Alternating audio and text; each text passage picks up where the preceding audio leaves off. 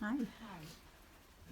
For those that don't know me, I'm Casey, or CJ, the son of Brian and Angela. So when I refer to Kay, I refer to her as Grandma Kay. So Grandma Kay loved to write. She wrote letters. And I'm sure there's at least a dozen people in this room that were lucky enough to get letters from her. Yeah, I didn't see it. These letters were carefully thought out. They were engaging. Her letters were from her heart. And she didn't waste a word. She was so committed.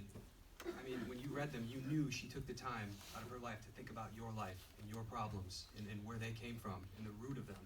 And you know that she prayed on them. There's always a Bible verse in those letters. Grandma Kay was very intentional about life. Anything in life that she was involved in, she gave everything that she had. I've never seen that in a person.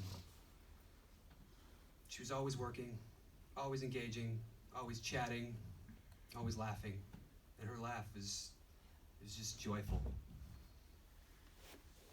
She didn't want to waste any of her time.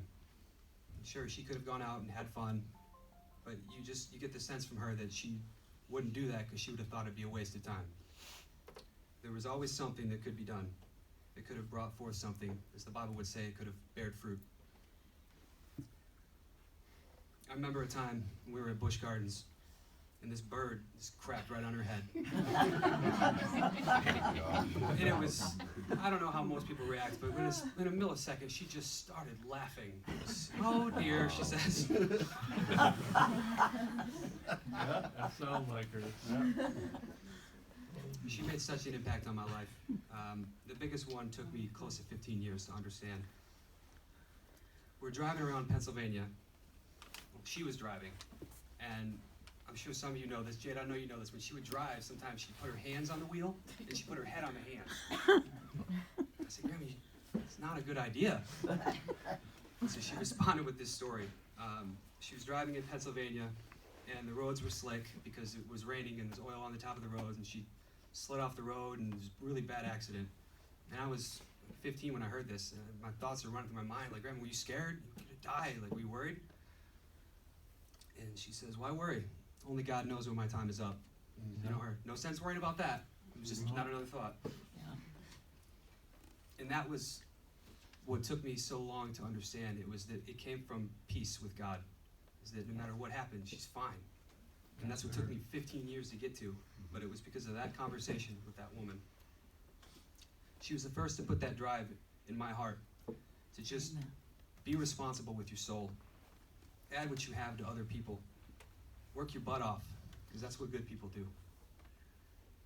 And if you take something from her and you keep it in your heart, I pray that that's it. The peace that you find from a relationship with God. There's nothing like it. There's nothing more important. We're nothing without or apart from God. And that goes for all of us, Grandma Kay included. This wonderful, wonderful woman was everything that she was because she was with God. Grandma Kay loved to write. And Jeff, he found some things she wrote down, just some thoughts that she had, and I'd like to share it with you. This is all her words. Christ recognized the difficulty you may have in learning to forgive, for he said to forgive 70 times 7. Remember the harm resentment can do, not to the other person, but to you, even to making you ill.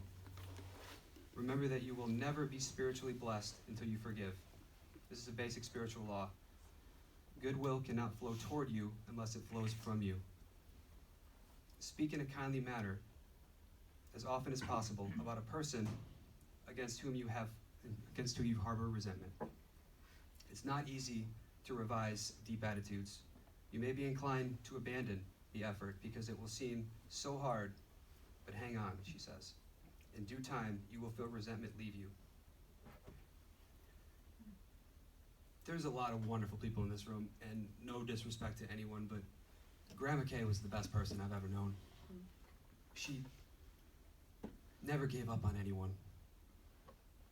Let's carry that with us. Thank you for coming.